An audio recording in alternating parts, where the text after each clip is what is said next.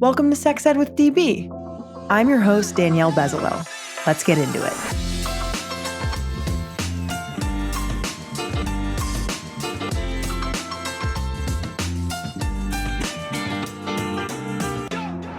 Welcome back to the podcast.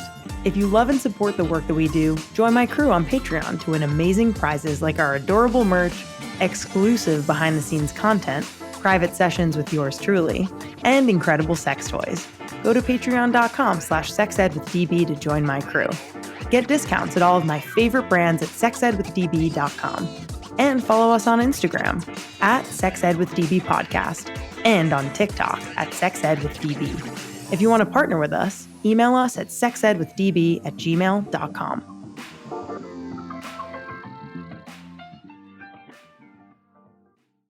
Hello, listeners. How are you doing? I hope you're doing well. I'm wishing you all a very happy new year, hoping it brings you love, life, sex, pleasure, happiness, joy, and all of the things. Today's episode is all about pulling out. I'm sure you've heard a lot of different ideas and opinions and information about pulling out, and I am here to set the record straight. And so, without really spoiling it, TLDR here, the pull-out method does work if it is implemented perfectly 100% of the time. It's about 96% effective. But are we perfect people? No, we are not. And so in reality, the pull-out method is roughly 78% effective at preventing pregnancy. Does that number surprise you? I feel like as a sex educator, it very much surprised me the first time I learned that figure from Planned Parenthood. And the reason why I'm surprised is because I don't know about you, but for me, that sounds pretty high of effectiveness, 78%. That's like quite a lot of effectiveness from the pull-out method. And so maybe that's not what you expected me to say during this episode, but it's really important that we get the facts straight, answer the questions, kind of share, what that really means in terms of other methods and kind of get everything on the table. So as a sex educator, when I go into schools and when I create content around birth control, it's really important that people learn all of the different kinds of options that are out there. So we're able to compare that to the pull-out method, for example, right? So we have your long-acting reversible contraceptions, LARCs, right? Which are like the IUD, which the copper IUD and the hormonal IUD are 99.9% effective. Why? Many reasons. One is that unlike the pill or a condom or the pull-out method, the IUD is inserted by a health professional and sits in the uterus until you want to go get it taken out by that health professional. So it can last for years, essentially. The hormonal IUD from 3 to 7 years and the copper IUD up to 10 years. Those are the most recent figures, I believe, but keep abreast of that, and I will too, because the FDA changes that all the time. So the hormonal IUD lasts 3 to 7 years, I believe maybe even 8 now. The copper IUD lasts up to 10 years. And so that means that if someone wants to prevent pregnancy for all that time, they just need to get it inserted. And if they are feeling like they aren't really getting bad symptoms or, super awful symptoms or any symptoms at all, and it feels good for them, then they can just leave that there for years. But with a method like the birth control pill, for example, right, which is around 91% effective with typical use, there's room for error there. And so that error might be, okay, I'm not taking the pill at the same exact time every day, so it loses effectiveness. If you essentially forget the pack at home, if you go on vacation, right, then that's like a whole month that you're theoretically not going to be protected for the time that you're on the pill.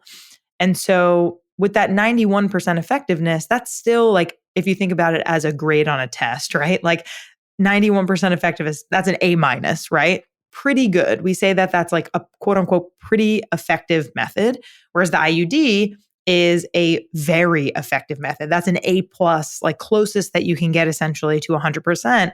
And as we may or may not know, there is no birth control that is 100% effective at preventing pregnancy other than abstinence.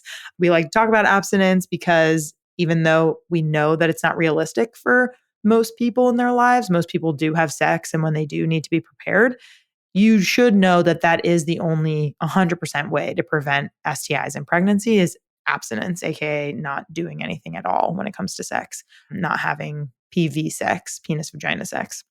And so when it comes to the pullout method, what is the pullout method? It's also known as withdrawal, right? And essentially, withdrawal or the pullout method is a way to prevent pregnancy by keeping semen away from the vagina. So it works best, when you use another birth control method with it, like a condom. And what exactly is it? Well, it's exactly what it sounds like. It's pulling the penis out of the vagina before coming or ejaculation. And if semen or cum gets in the vagina, that person with the vagina can get pregnant. So ejaculating away from a vulva or vagina prevents pregnancy. But there are a lot of what ifs, right? Like you have to be sure to pull out even before any semen comes out every single time you have vaginal sex in order for it to be most effective.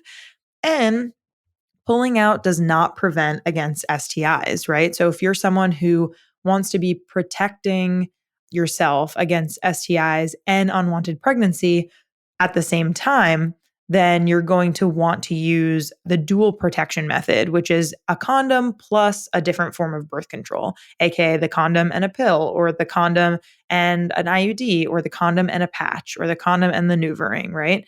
Because in that dual protection method, you're more likely to be protected against unwanted pregnancy and STIs at the same time. And so back to that 78% number, like I'll leave that up to you. Like when we're thinking about a test that we take and we get a 91% on that test, an A- if we use the pill, we're getting a C+, if we're using the pullout method, which again might seem high for some people. Like that's almost a B-, like that's not bad.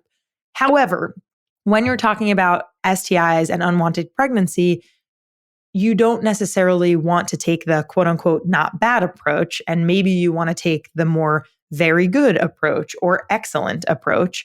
And that's totally up to you, honestly. Like whatever kind of risk that you are willing to take when it comes to STIs and unwanted pregnancy always is up to you. Like understanding in the moment, it's really hard for us if we don't have a condom and are willing to take that risk. Like as long as you know the risks and the benefits of using the pullout method, then that is fully up to you to be able to take that risk. At the same time, it is important as a sex educator that I make it really clear that one night of pleasure may not be worth, potentially contracting an STI or experiencing an unwanted pregnancy. And so to that, I just say, always recommend to have condoms on hand and don't keep them in a wallet. They have a risk of tearing. Keep them in a room temperature place. Make sure you check the expiration date. Make sure if you're someone who's sensitive to latex, maybe you want to buy non-latex condoms. And so these are all things that we need to think about in advance if we are wanting to have sexual intercourse in order to keep ourselves safe. But that being said, to answer, the question of does the pullout method work? With typical use, 78% of the time. With perfect use, 96% of the time. But we are not perfect. So that 78% is a more accurate figure. And lastly, can you get pregnant from pre-cum? The answer is it is rare, but yes. And that is why it's really important that if we're choosing to use a condom, we put that condom on the penis well before we are, ready to actually insert that penis into the vagina for penetrative sex, because condoms only work if we use them correctly. Thank you so much for listening. Again, Happy New Year. Love y'all. Talk soon.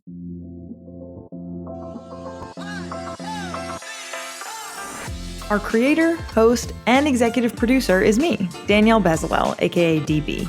Our co-producer and communications lead is Cathren Cohen. Our co-producer is Brian Peoples. Our social media intern is Sarah Kelly. Our music theme is by Hook Sounds. Thank you so much to our featured guests, partners, and our listeners. Want to advertise with us?